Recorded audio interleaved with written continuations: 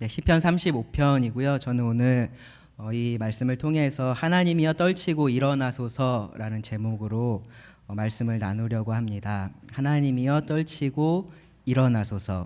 시편 35편에 있는 한 구절에서 따온 제목입니다. 시편 35편이 꽤 길죠. 길지만 제가 1시간에 끝내려고 했는데 공부를 하다 보니까 이 시편 35편을 좀 2시간에 나눠서 하는 게 좋겠다는 생각이 들어서요. 이번 주와 다음 주에 걸쳐서 시편 35편의 말씀을 함께 나누려고 합니다. 먼저 35편을 처음부터 끝까지 한번 함께 읽어보려고 하는데요. 28절 말씀까지 있습니다. 1절부터 28절인데 이렇게 같이 읽다 보면 처음엔 잘 맞다가 뒤에 가면 잘 안 맞잖아요, 그렇죠? 그래서 웅얼웅얼 하게 되는데요. 제가 크게 읽을 테니까요, 제 속도에 맞춰서 이렇게 함께 같이 읽어보면 좋을 것 같습니다. 다 찾으셨나요? 네, 시편 35편 준비되셨습니까? 네, 읽다가 혹시 숨 차시면 잠깐 쉬셨다가 따라오셔도 됩니다. 읽겠습니다. 다윗의 시.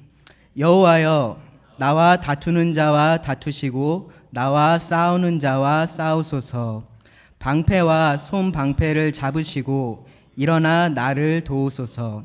창을 빼사 나를 쫓는 자의 길을 막으시고 또 내 영혼에게 나는 내 구원이라 이르소서. 내 생명을 찾는 자들이 부끄러워 수치를 당하게 하시며 나를 상해하려 하는 자들이 물러가 낭패를 당하게 하소서. 그들을 바람 앞에 겨와 같게 하시고 여호와의 천사가 그들을 몰아내게 하소서. 그들의 길을 어둡고 미끄럽게 하시며 여호와의 천사가 그들을 뒤쫓게 하소서.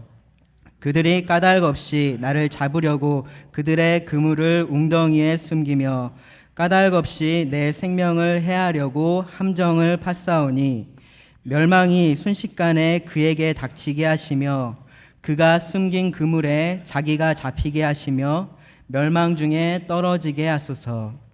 내 영혼이 여호와를 즐거워하며 그의 구원을 기뻐하리로다. 내 모든 뼈가 이르기를 여호와여, 여호와 같은 이가 누구냐? 그는 가난한 자를 그보다 강한 자에게서 건지시고 가난하고 궁핍한 자를 노력하는 자에게서 건지시느니라 하리로다. 불의한 증인들이 일어나서 내가 알지 못하는 일로 내게 질문하며 내게 선을 악으로 갚아 나의 영혼을 외롭게 하나. 나는 그들이 병들었을 때에 굵은 베옷을 입으며 금식하여 내 영혼을 괴롭게 하였더니 내 기도가 내 품으로 돌아왔도다. 내가 나의 친구와 형제에게 행함같이 그들에게 행하였으며 내가 몸을 굽히고 슬퍼하기를 어머니를 곡함같이 하였도다. 그러나 내가 넘어짐에 그들이 기뻐하여 서로 모임이여 불량배가 내가 알지 못하는 중에 모여서 나를 치며 찢기를 맞이 아니하는도다. 그들은 연회에서 망령되이 조롱하는 자 같이 나를 향하여 그들의 이를 갈도다. 주여, 어느 때까지 관망하시려 하나이까? 내 영혼을 저 멸망자에게서 구원하시며 내 유일한 것을 사자들에게서 건지소서. 내가 대회 중에서 주께 감사하며 많은 백성 중에서 주를 찬송하리이다. 부당하게 나의 원수된 자가 나로 말미암아 기뻐하지 못하게 하시며 까닭 없이 나를 미워하는 자들이 서로 눈짓하지 못하게 하소서. 무릇 그들은 화평을 말하지 아니하고 오히려 평안히 땅에 사는 자들을 거짓말로 모략하며 또 그들이 나를 향하여 입을 크게 벌리고 하하 우리가 목격하였다 하나이다. 여호와여, 주께서 이를 보셨사오니 잠잠하지 마소서. 주여, 나를 멀리하지 마옵소서. 나의 하나님, 나의 주여, 떨치고 깨셔서 나를 공판하시며 나의 송사를 다스리소서. 여호와 나의 하나님이여, 주의 공의대로 나를 판단하사 그들이 나로 말미암아 기뻐하지 못하게 하소서. 그들이 마음속으로 이르기를 아하 소원을 성취하였다 하지 못하게 하시며 우리가 그를 삼켰다 말하지 못하게 하소서. 나의 재난을 기뻐하는 자들이 함께 부끄러워 낭패를 당하게 하시며 나를 향하여 스스로 뽐내는 자들이 수치와 욕을 당하게 하소서.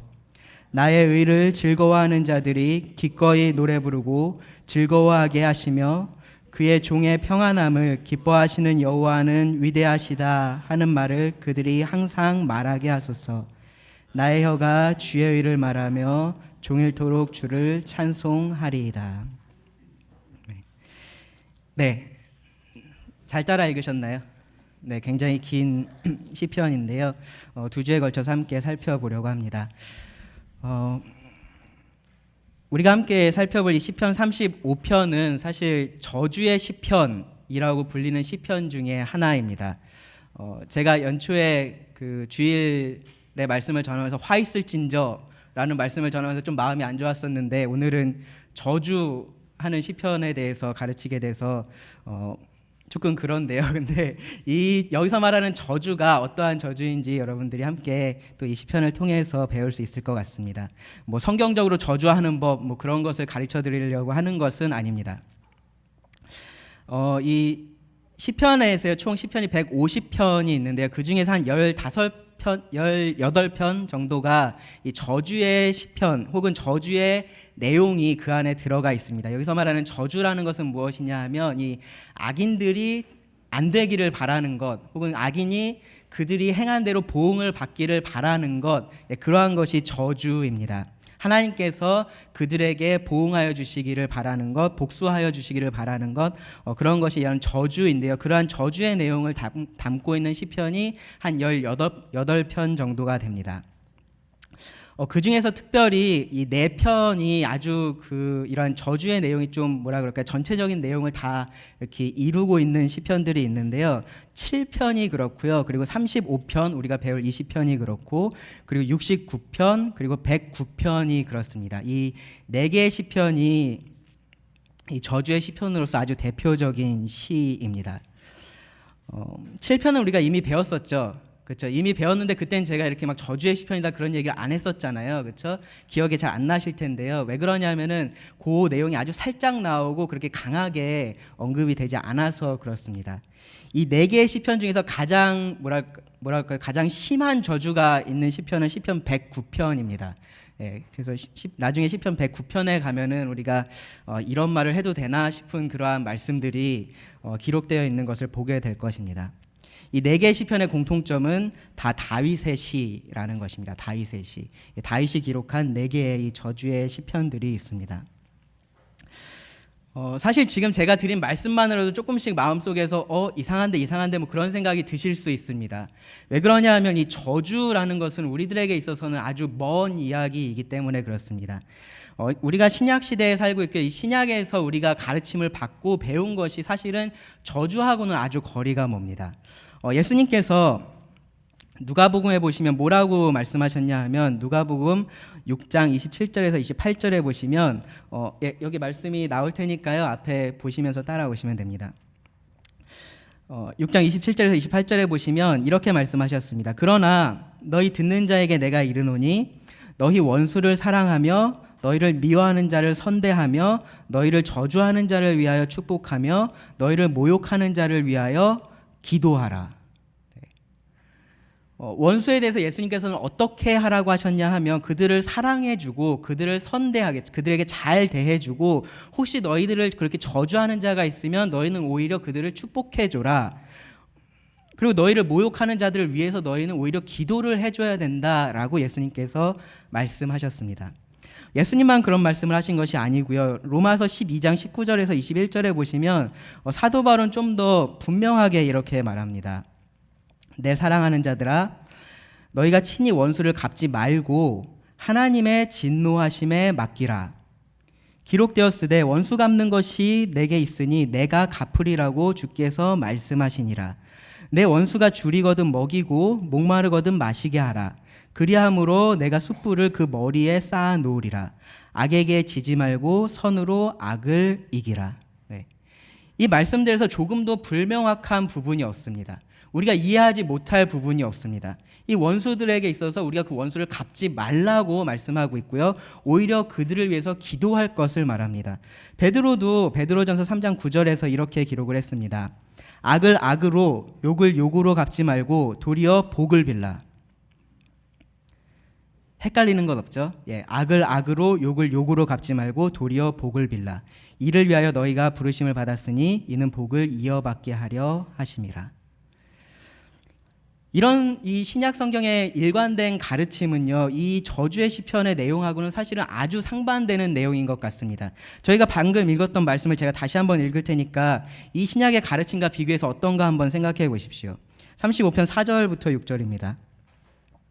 내 생명을 찾는 자들이 부끄러워 수치를 당하게 하시며 나를 상해하려 하는 자들이 물러가 낭패를 당하게 하소서. 그들을 바람 앞에 겨와 같게 하시고 여호와의 천사가 그들을 몰아내게 하소서. 그들의 길을 어둡고 미끄럽게 하시며 여호와의 천사가 그들을 뒤쫓게 하소서. 조금 안 와닿으실 수 있을 것 같아서 109편 말씀을 조금 읽어보겠습니다. 109편 6절부터 13절입니다. 이 시편 109편에서는 다윗이 어떻게 기도하는지 여러분 보시기 바랍니다.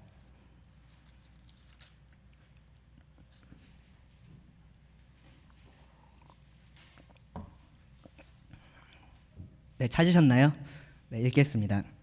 시편 109편 6절입니다. 악인이 그를 다스리게 하시며 사탄이 그의 오른쪽에 서게 하소서.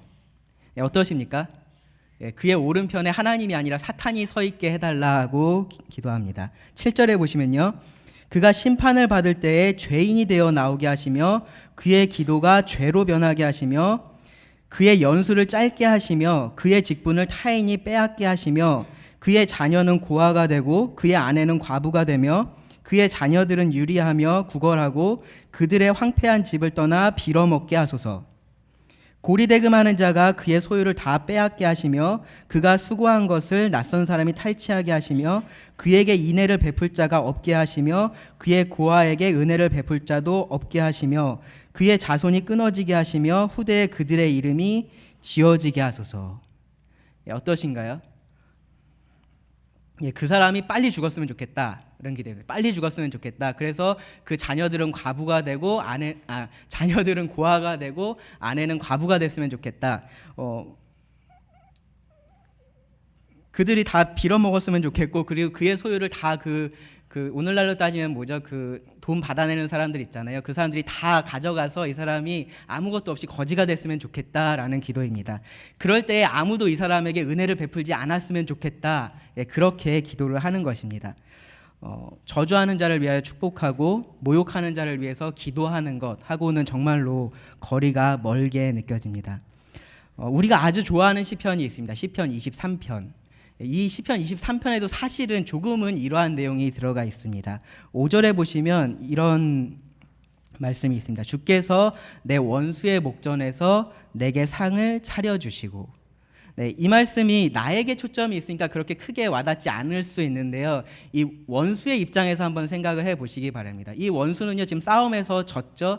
진 것뿐만 아니라 그 사람 앞에 상을 차려주고 먹게 하는데 그 앞에서 그것을 보고 있는 상황입니다. 아마도 이 다윗이 머릿속에 그리고 있는 상황은 그 사람이 무릎을 꿇고 아마 그러한 것을 이렇게 치욕스럽게 바라보고 있는 그러한 모습일 것입니다. 이 원수의 입장에서 보면 정말로 치욕스러운 일을 다윗이 그렇게 아름답게 그리고 있는 것입니다.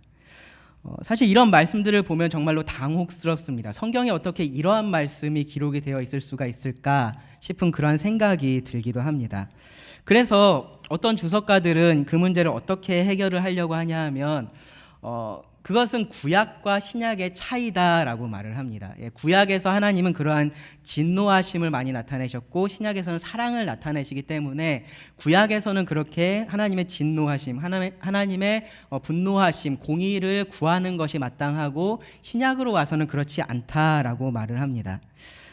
저는 이렇게 말하는 것에 대해서 사실 두 가지 문제가 있다라고 생각을 합니다. 첫 번째는 그렇게 말을 하려면 하나님의 기준이 달라져야 합니다. 예. 구약에서는 하나님이 이것은 괜찮다라고 하셨는데 신약에 와서는 그것이 아니다라고 말씀을 하시는 그러한 분명한 이유가 있어야 합니다. 그런데 그러한 이유를 찾아볼 수가 없습니다.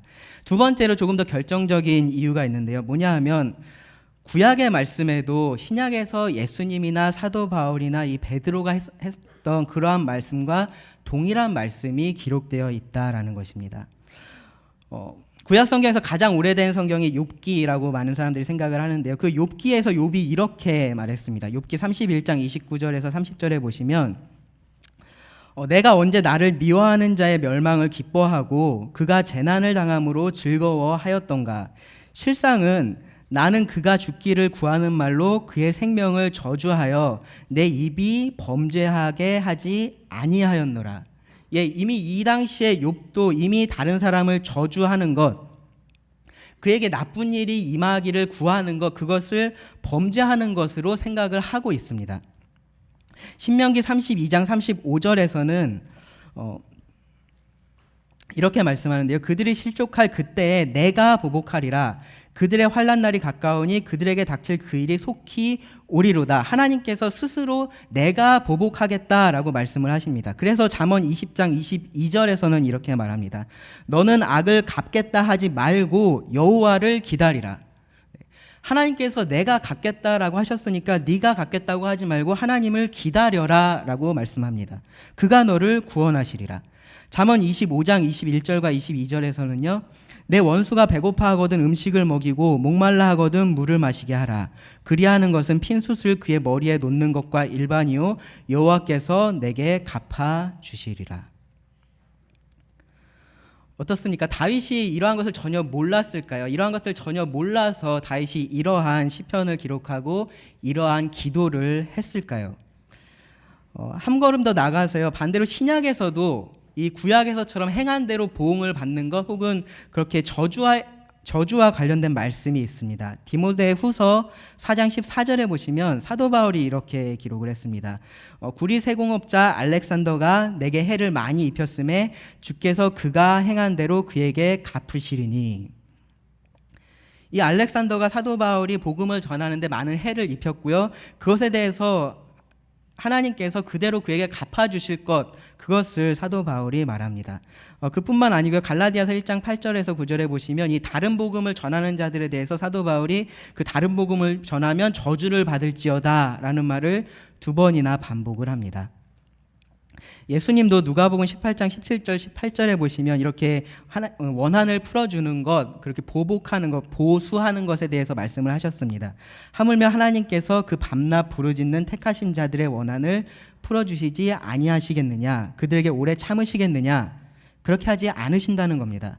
내가 너희에게 이르노니 속히 그 원한을 풀어주시리라. 그래서 이러한 문제들을 이제 신학자들이 보고서 어떠한 답을 내릴까 고민을 합니다. 그러다가 이제 이렇게 이야기를 하는 사람들이 있습니다. 다윗이 이런 시편을 기록할 때는 정말로 이렇게 격분한 상태에서, 그러한 이제 불의한 모습을 보면서 격분한 상태에서 자신의 감정을 가감없이 다 기록을 한 것이다. 그렇기 때문에 우리가 이것을 보고서 무언가를 교훈을 받거나 할 것이 없다라고 말을 합니다. 혹은 정반대로 이것도 하나님의 감동하심으로 된 것이기 때문에 우리도 그대로 이렇게 기도할 수 있다라고 말하는 사람도 있습니다.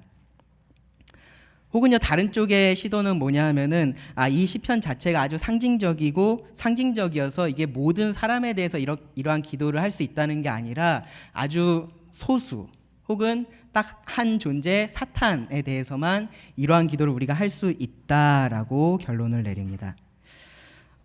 이러한 설명들이 이러한 저주의 시편들을 우리가 이해하는데 약간의 도움을 주기는 합니다. 그런데 여전한 문제들은 있습니다.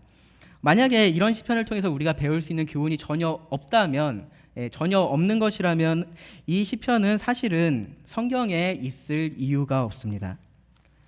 그리고 이렇게 하면 안 된다라는 것에 대한 그러한 교훈을 우리들에게 주려고 하는 것이라면 이 시편은 굉장히 오해할 만하게 기록이 되어 있습니다.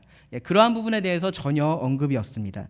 그리고 더 그런 것은요, 신약 성경에 가면요, 이 저주의 시편들을 인용하는 인용하는 경우들이 많이 있습니다. 그런데 그럴 때마다 단 한 번도 이 시편에 대해서 이것을 우리가 받아들이기 어렵다거나 하는 언급이 없습니다. 그 부분에 대한 설명이 전혀 있지 않습니다. 이 시편이 사탄에게만 적용할 수 있다라고 말하는 것도 이 시편 안에서는 우리가 찾아보기 어려운 그러한 해석입니다. 그러면 우리가 이 시편을 어떻게 이해를 하는 것이 맞을까요? 이 시편을 우리가 어떻게 하나님의 말씀으로서 받아들여야 할까요? 저는 이 시편에서 이 시편 기자의 동기와 방법과 목적에 대해서 생각을 해보면서 우리가 이러한 시편을 어떻게 받아들여야 하는지 한번 함께 생각해 보기를 원합니다. 저는 사실 이렇게 말씀을 전할 때 대부분 우리가 가지고 있는 그런 색안경을 좀 벗기려고 노력을 많이 합니다. 근데 오늘 이 시간을 통해서는요, 여러분이 가지고 계신 그런 색안경을 벗고 또 다른 안경을 제가 쓰실 수 있게 도와드리고자 합니다. 우리가 어떻게 이들을 바라봐야 하는지, 이 시편을 바라보지 말아야 하는지, 그리고 그럼 어떻게 봐야 하는지에 대해서 이 시편 기자들의 동기와 방법과 목적을 생각해 보면서 함께 나누기를 원합니다. 잘 따라오고 계신가요? 약간 오늘 설교 시간이 아니라 주일 오후 성경 공부 시간 같으시죠? 약간 그런 느낌이 드실 수 있습니다. 다음 주에는 설교 시간 같을 거라고 생각을 하고요. 오늘은 좀 이해를 해주시기 바랍니다. 첫 번째로 동기입니다. 동기. 이러한 시편을 기록하게 된 동기에 대해서 우리가 제대로 이해를 해야 합니다. 이러한 시편의 동기는요, 개인의 복수심이 아닙니다. 개인의 복수심 때문에 이러한 시편을 기록한 것이 아닙니다. 우리가 이 저주의 시편을 이해하기 어려운 가장 첫 번째 이유가 사실은 거기에 있습니다. 뭐냐면은 이 동기를 개인적인 복수심에서 나온 거다라고 자연스럽게 이해하기 때문입니다. 그렇게 우리가 쉽게 단정짓기 때문에 그렇습니다. 시편 기자가 자신을 괴롭히는 사람에 대해서 복수심을 가지고 그 사람이 안 됐으면 좋겠다, 그 사람이 멸망했으면 좋겠다, 그러한 마음으로 이러한 기도를 하는 것으로 생각을 합니다. 우리가 그렇게 생각을 하는 이유는 어디에 있냐 하면요, 우리가 그런 마음을 굉장히 쉽게 품는 사람들이기 때문에 그렇습니다. 다른 사람하고 다툼이 있거나 어떠한 싸움이 있으면 언제나 내가 선이고 상대방이 악입니다. 그렇습니까? 언제나 내가 맞고 상대방이 틀립니다. 나는 잘했는데 저 사람이 뭔가를 잘못해서 일이 이렇게 됐다라고 생각하는 것이 우리들입니다. 나는 전혀 잘못한 게 없어 그러진 않습니다. 나도 잘못한 게 있지만 근데 궁극적으로 첫 번째 책임은 상대방에게 있다라고 생각을 합니다. 그래서 내가 먼저 사과하거나 내가 먼저 용서를 구하거나 그러한 것들을 잘 생각하지 않습니다. 가정에서도 그렇고요, 직장에서도 그렇고요, 안타깝지만 교회 안에서도 사실은 그러한 것들이 있습니다. 언제나 관계에 문제가 생기면 내가 아니라 상대방에게 그 원인이 있습니다. 실제로 그럴 때도 있겠죠. 그리고 그렇지 않을 때도 있습니다. 그런데 우리는 언제나 그러한 상황에 상관없이 내가 피해자고 상대방이 가해자다라고 쉽게 생각합니다. 그러한 상황에 있을 때 우리는 그 상대가 하는 일이 잘 안 되기를 바라는 마음이 자연스럽게 생깁니다. 혹은 정말로 내가 뭔가 큰 피해를 당했으면 어떻게 내가 이것을 저 사람에게 좀 갚아줄 수 있을까, 그러한 생각들을 자연스럽게 하게 됩니다. 여기 저주의 시편들을 보면서 우리가 그러한 생각들을 하는 것 굉장히 자연스럽습니다. 이것이 이 사람이 여기서 증오심을 보이고 복수심을 보이기 때문에 쉽게 그렇게 단정을 하는 것입니다. 개인적으로 그러한 마음이 있으니까 이러한 것들을 하겠다라고 생각을 하는 것입니다. 근데 정말로 그런 쪽에서 보면요, 이 저주의 시편은 우리가 이해할 수 없는 말씀입니다. 정말로 개인적인 복수심에서 이러한 말씀을 기록했다면 이러한 말씀은 우리가 받아들일 수 없는 말씀입니다. 그런데 그렇지가 않습니다.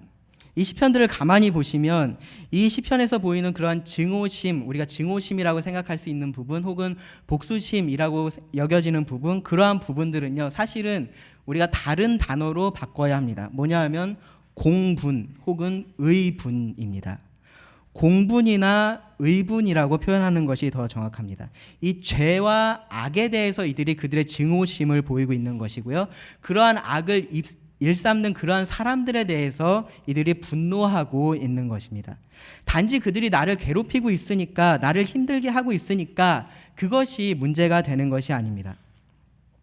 이 시편 특별히 35편에 보시면 이 사람들에 대해서 다윗이 지금 자신과 다투는 사람, 그리고 자신과 싸우는 사람에 대해서 여러 가지 표현을 사용하는데요. 이 사람들이 어떤 사람이냐 하면 이유 없이 사람의 생명을 해하려고 하는 그러한 사람들입니다. 다른 사람을 조롱하는 사람이고요. 약속을 지키지 않고 선을 악으로 갚는 그러한 사람들입니다. 거짓으로 모략을 꾸미는 사람들입니다. 평화로운 삶을 추구하는 사람들을 괴롭히는 사람들이고요. 그렇게 하면서 그것을 기뻐하는 그러한 사람들입니다. 특별히 어떠한 사람들에 대해서 그렇게 하느냐, 자신보다 약하고 경제적으로나 사회적으로나 어떠한 육체적으로나 그렇게 힘이 약한 자들, 그러한 자들에 대해서 그렇게 합니다. 그들을 착취하고 그들을 노략합니다. 이러한 사람들의 죄를 보면서 하나님의 공의가 나타나기를 바라는 것이 사실은 이러한 저주의 시편의 내용입니다. 단지 사사로운 그러한 복수심에서 나오는 말이 아니고요, 의분입니다. 정말로 그러한 죄가 득세하고 있는 그러한 모습을 보면서 이 사람이 의분을 내는 것이 저주의 시편입니다. 특별히 이 다윗에 대해서 생각을 해보시면은, 제가 이 4개의 저주의 시편이 다 다윗의 시라고 말씀을 드렸습니다. 이 다윗의 경우를 생각해 보시면요, 다윗은 한 개인이기도 하지만 동시에 한 나라, 이 하나님께서 선택하신 그 나라의 왕이기도 했습니다. 그러한 한 나라의 왕이 이러한 공의가 자신의 나라에 바로 세워지기를 바라는 것, 어쩌면 너무나 당연한 일입니다. 한번 예를 들어서 한번 생각해 봅시다. 여러분들이 북한의 북한 주민이라고 한번 생각을 해 보십시오. 여러분들이 정부를 위해서 기도할 때 어떠한 기도를 하시겠습니까? 우리의 그 위정자들이 원하는 것이 다 잘 이루어지게 그렇게 기도를 할까요? 그러지 않을 것입니다. 왜냐하면 그들이 추구하는 것이 악이라는 것을 우리가 알기 때문에 그렇습니다. 오히려 그들을 위해서 우리가 기도할 때 결과적으로는 그들의 멸망을 우리가 기도하게 될 수도 있는 것입니다. 꼭 우리가 북한에 살고 있지 않더라도요, 우리 교회 기도 제목에도 보시면요, 그 북한을 위한 기도가 있습니다. 어떠한 기도가 있습니까? 그 지금의 그러한 체제가 무너지기를 바라는 그러한 기도가 있습니다. 잘못된 기도가 아닙니다. 하나님의 공의가 그 땅 가운데 세워지기를 바라는 올바른 기도입니다. 두 번째로요, 이런 기도를 할 수 있는 분명한 근거가 있습니다. 이 다윗이 이러한 기도를 하는 것이 하나님께서 정말로 하고 싶지 않으신데 하나님께 제발 좀 이렇게 해주십시오라고 구하는 것이 아닙니다. 오히려 하나님께서 하시겠다라고 하신 그것을 지금 이루어 주십시오라고 구하는 것입니다. 창세기 12장 1절부터 3절에 보시면 하나님께서 아브라함에게 내가 너에게 복을 주겠다라고 약속을 하시면서 어떤 말씀을 하셨냐면 3절에 보시면요, 너를 축복하는 자에게는 내가 복을 내리고 너를 저주하는 자에게는 내가 저주하리니 땅의 모든 족속이 너로 말미암아 복을 얻을 것이라 하신지라. 하나님께서 아브라함에게 이러한 약속을 하셨습니다. 네가 나의 편에 선다면, 네가 계속해서 내 안에 있다면 내가 너에게 복을 줄 거다. 너를 축복하는 자에게 나도 그에게 복을 줄 것이고, 너를 저주하는 자가 있다면 나는 그를 저주할 것이다 라고 하나님께서 그렇게 약속을 하셨습니다. 그것이 아브라함에게만 하신 약속이 아니었습니다. 이 이스라엘 백성에게도요, 하나님께서 발람을 통해서 같은 말씀을 하셨는데요, 민수기 24장 9절에서 보시면 말씀 중간쯤에 이렇게 말합니다. 너를 축복하는 자마다 복을 받을 것이요 너를 저주하는 자마다 저주를 받을지로다. 모세가 죽기 전에 그 이스라엘 백성들에게 마지막으로 하나님의 말씀을 전하면서 그들이 하나님께 순종했을 때에, 그들이 하나님의 편에 섰을 때에 받을 복에 대해서 뭐라고 언급을 했냐면, 너를 대적하기 위해 일어난 적군들을 너의 앞에서 패하게 하시리라.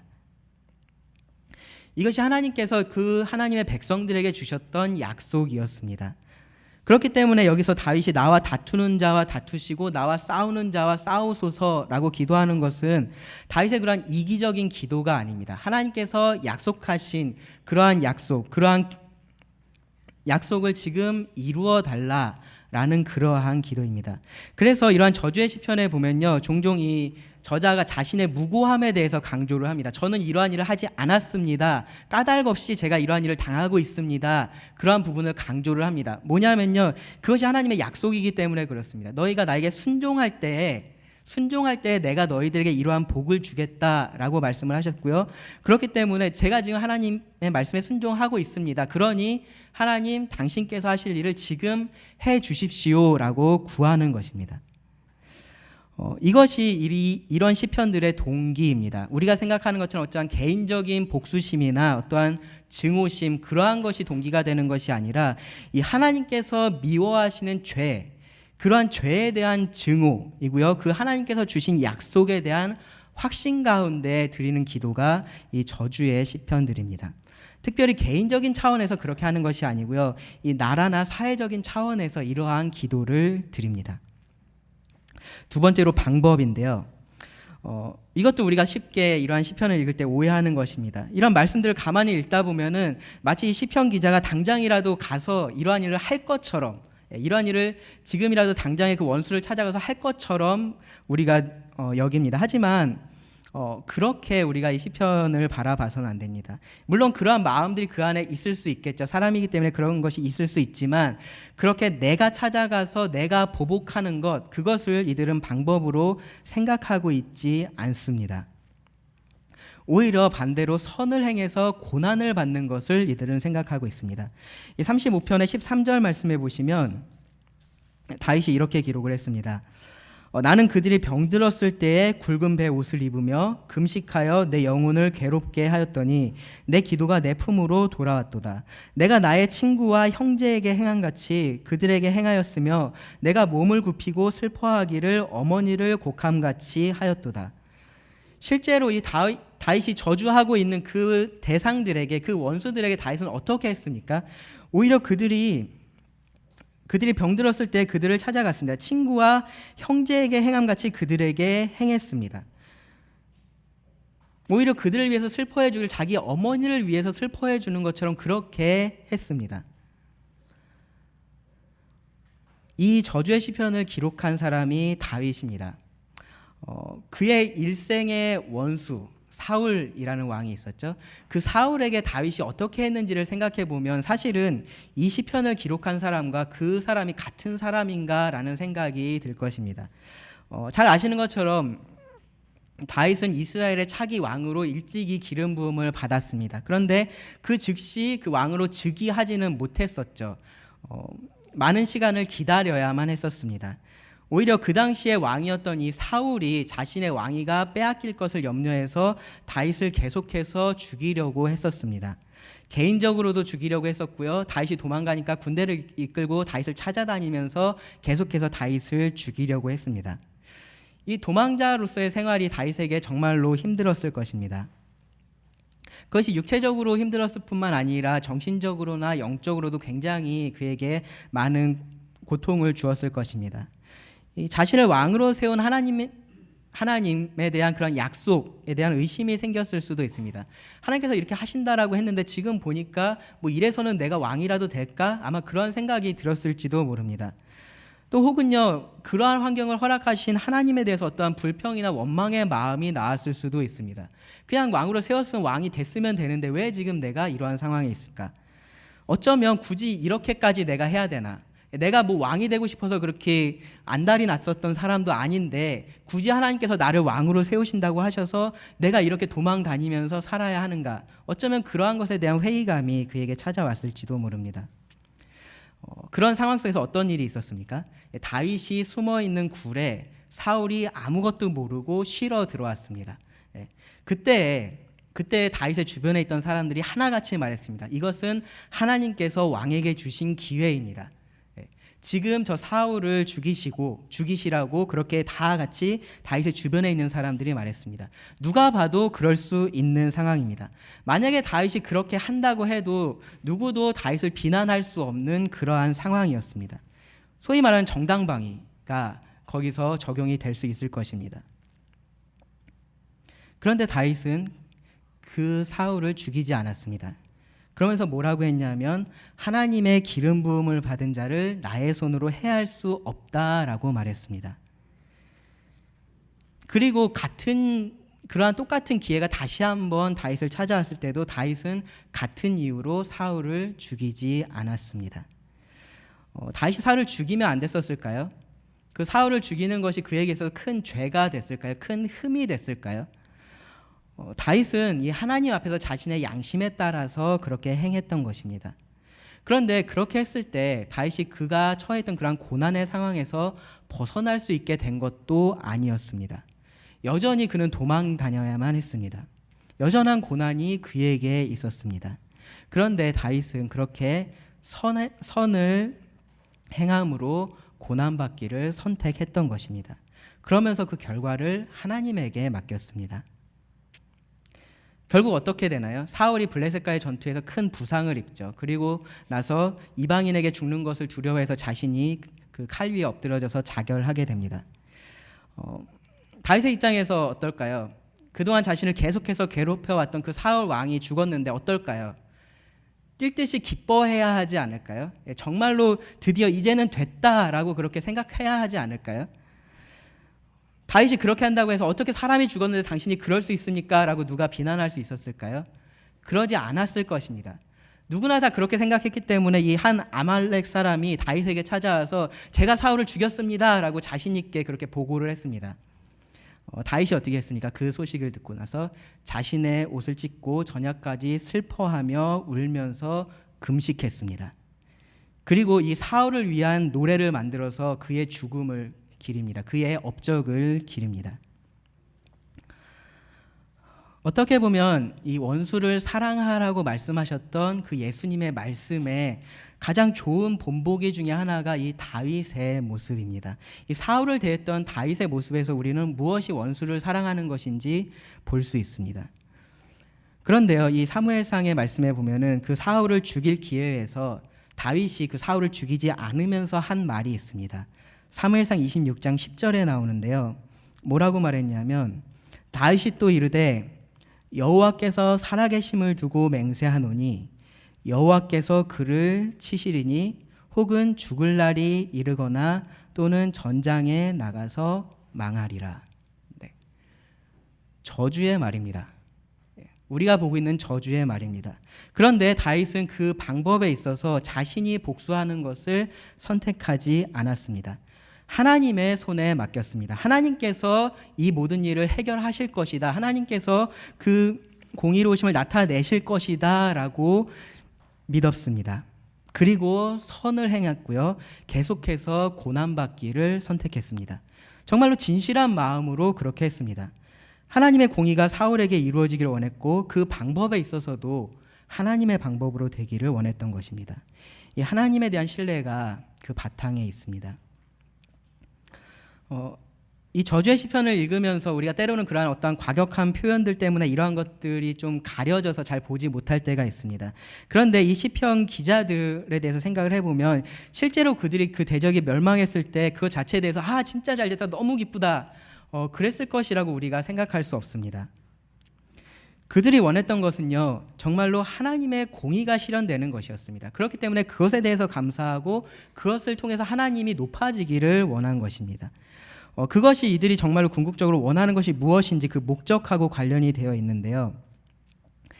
세 번째로 이 목적에 대해서 생각을 해보면 단순히 그들의 억울함을 푸는 것이 그들의 목적이 아니었습니다. 억울한 일을 당하고 있고요. 그래서 그것이 바로 잡히기를 바라는 그러한 내용의 시편이지만 그렇다고 해서 이 억울함을 푸는 것, 개인적인 원통함을 푸는 것 자체가 목적은 아닙니다. 앞에서 말씀드렸던 다윗을 한번 생각해 보십시오. 만약에 그 억울함을 푸는 것 자체가 목적이었다면 사울의 죽음을 들었을 때 다윗은 기뻐했을 것입니다. 아니면은 원통했을 수 있겠죠. 내 손으로 죽였어야 되는데 하면서 그렇게 원통했을지도 모릅니다. 근데 그렇게 하지 않았습니다. 왜냐하면 억울함을 푸는 게 그의 목적이 아니었기 때문입니다. 이 궁극적으로 다윗을 비롯한 이 시편을 기록한 저자들이 원했던 것, 그것은 무엇이냐 하면 하나님의 올바른 통치가 그들을 통해서 이 땅 가운데 이루어지는 것, 그것이었습니다. 하나님의 공의가, 하나님의 나라가 이 땅 가운데 이루어지기를 바라는 마음, 그것이었습니다. 특별히 이스라엘은요, 하나님께서 선택하신 민족이었고요. 그래서 우리가 신정 국가다라고 말합니다. 그래서 이스라엘의 왕은 이 땅에 있는 하나님의 대리자였습니다. 하나님의 뜻이 이 땅에서 이루어지고 그런 모습을 보면서 더 많은 사람들이 하나님께 돌아오는 것, 만약에 제대로 된 이스라엘의 왕이라면 그것이 그들이 가장 바랬던 것일 것입니다. 다윗은 그 이스라엘의 왕으로서 그것을 바라고 그것을 위해서 기도했던 것입니다. 하나님께서 미워하시는 그 악이 득세하고요, 그것으로 인해서 하나님의 백성들이 고통을 받고 있는 것, 그런 상황을 보고 있다면 당연히 그런 것이 바로잡히기를 바라고요, 그것을 위해서 하나님께 기도해야 할 것입니다. 그리고 그것을 통해서 하나님께서 높임 받으시기를 원해야 할 것입니다. 그래서 이 시편 35편의 끝에 보시면 다윗이 이렇게 기록을 했습니다. 27절에 나의 의를 즐거워하는 자들이 기꺼이 노래 부르고 즐거워하게 하시며 그의 종의 평안함을 기뻐하시는 여호와는 위대하시다 하는 말을 그들이 항상 말하게 하소서. 나의 혀가 주의 의를 말하며 종일토록 주를 찬송하리이다. 이것이 이 시편을 기록한 사람들의 목적이었습니다. 저주의 시편들은 보면요, 겉으로 보기에는 마치 이기적인 동기에서 어떠한 이기적인 방법으로 이기적인 목적을 이루려고 기록한 말씀들 같습니다. 뭐 옛날 그 드라마 같은 거 보면 이렇게 지푸라기로 사람 만들어 놓고 막 이렇게 찍으면서 죽어 하는 그러한 것들 있죠. 마치 그러한 것의 성경적인 버전처럼 느껴집니다. 그런데 그렇지 않습니다. 하나님의 사람들은 구약에서나 신약에서나 동일합니다. 그들은 무엇보다 하나님을 사랑하는 자들입니다. 무엇보다 하나님을 최우선 자리에 두고 그렇게 살아가는 자들입니다. 최소한 그것을 원하는 자들입니다. 심지어 자기 자신이 원하는 것보다도 하나님께서 원하시는 것을 앞자리에 둘 수 있는 자들이 바로 하나님의 사람들, 하나님의 백성들이고요, 지금 우리들의 표현에 따르면 그리스도인들이 바로 그런 자들입니다. 그래서요, 이 저주의 시편을 보면서 우리가 봐야 할 것은 무엇이냐면요, 이 구약의 성도가, 이 구약의 하나님의 백성들이, 하나님의 사람들이 얼마나 하나님께서 미워하시는 그것을 미워하고 있는지, 그것을 우리가 봐야 합니다. 얼마나 하나님의 공의가 이 땅 가운데 이루어지기를 이들이 간절히 바라고 있는지 그것을 우리가 봐야 합니다. 그리고 그들이 얼마나 이 하나님의 이름을 위해서 선을 행함으로 고난받기를 택하고 있는지 그것을 봐야 합니다. 다음 주에 시편 35편의 말씀을 통해서 그 부분에 대해서 함께 생각해 보기를 원합니다. 기도하시고 말씀을 드리겠습니다.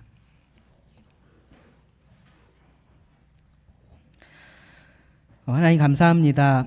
저희들에게 어려운 말씀이지만 또한 이러한 말씀들을 통해서 다시 한번 우리가 살고 있는 이 땅을 바라볼 수 있게 하시니 감사를 드립니다. 구약의 성도들이 하나님을 사랑해서 죄를 미워하고 또 이 땅에 하나님의 공의가, 그 하나님의 나라가 이루어지기를 구했던 것처럼 우리도 그러하기를 원합니다. 다른 사람을 정죄하고 비난하는 것이 아니라 우리가 먼저 우리 자신을 돌아보고 또 더욱 합당한 하나님의 백성이 되기를 구합니다. 우리가 연약해서 이기적인 자들이 되기 쉽습니다. 주님께서 우리들을 붙들어 주시고 우리에게 지혜와 힘을 더하여 주시기를 원합니다. 그러한 우리들을 통하여서 또 이 땅 가운데 주님의 뜻을 이루시기를 구합니다.